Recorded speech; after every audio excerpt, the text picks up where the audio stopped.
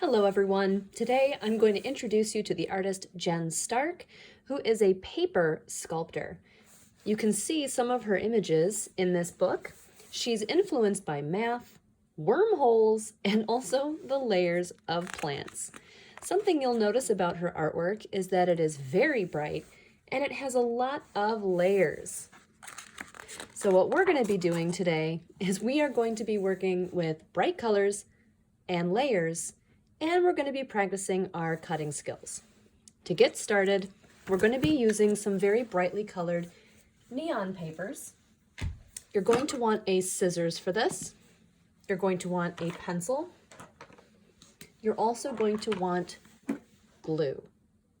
Now, the shapes that we're going to be making today are organic. We are going to make these pieces of paper look like dripping paint.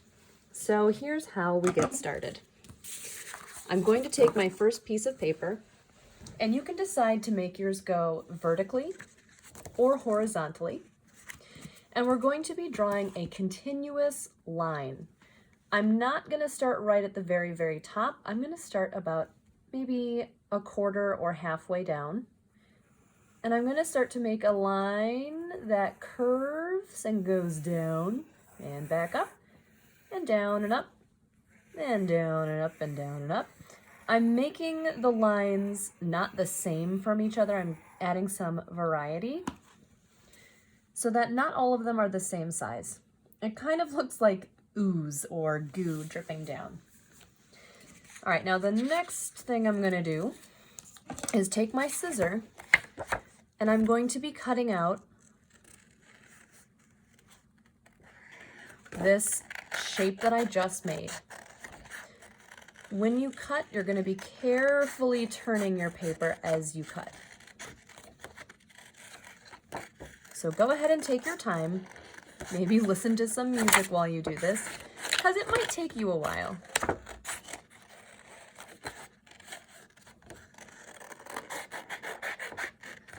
Every time you get to a curve, slow down, turn your paper.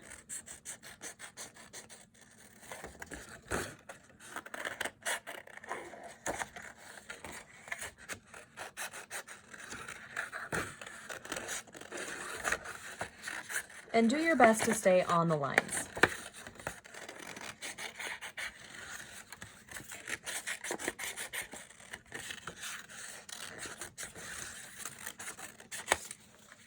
Now that we're done cutting out that layer, we're going to move on to the next layer. So for the next layer, how it works is I'm going to be moving this first pink layer a little bit above where the green paper is. And I'm going to be kind of mimicking the same shapes and exaggerating them a little bit, because I want it to look like each layer is dripping a little bit more each time. All right, so the next thing I'm going to be doing is then cutting out this layer.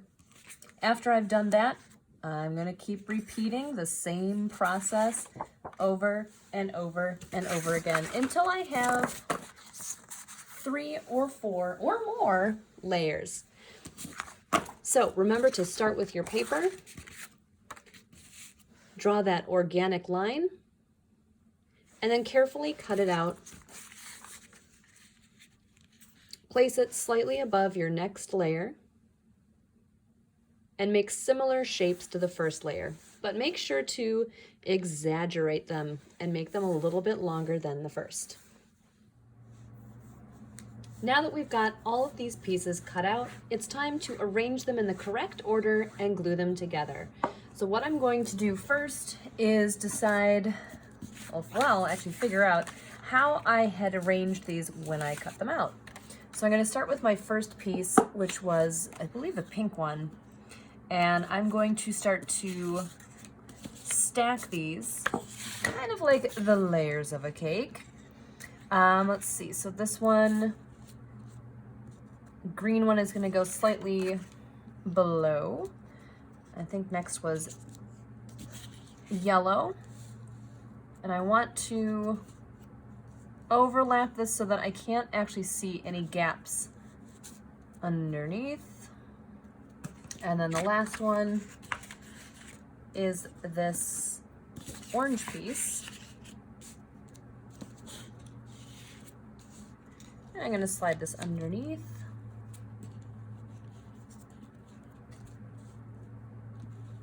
All right, there we go. That looks pretty good. So these pieces now are now lined up.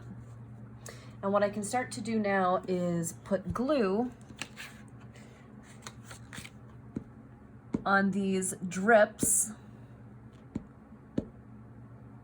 I'm not going to put glue on the entire piece of paper. I'm only going to glue the parts that are going to be overlapping. So I'm going to put the glue only on these drip parts and then press this down. Try to line it up as best you can. All right, next I'm going to do the drip portion of this green.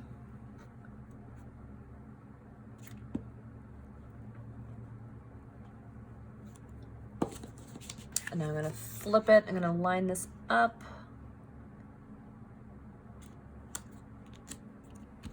And press it down. And then the last layer, I'm going to do this yellow drip. I'm going to put glue on these parts that are coming down. I don't have to put glue on absolutely every part of this. I only need to put it on the parts that overlap. So now I'm going to press this one down. And there we go. All right, there we go, everyone. This is the completed drip.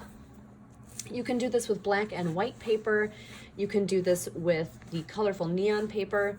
It is completely up to you if you want to make two.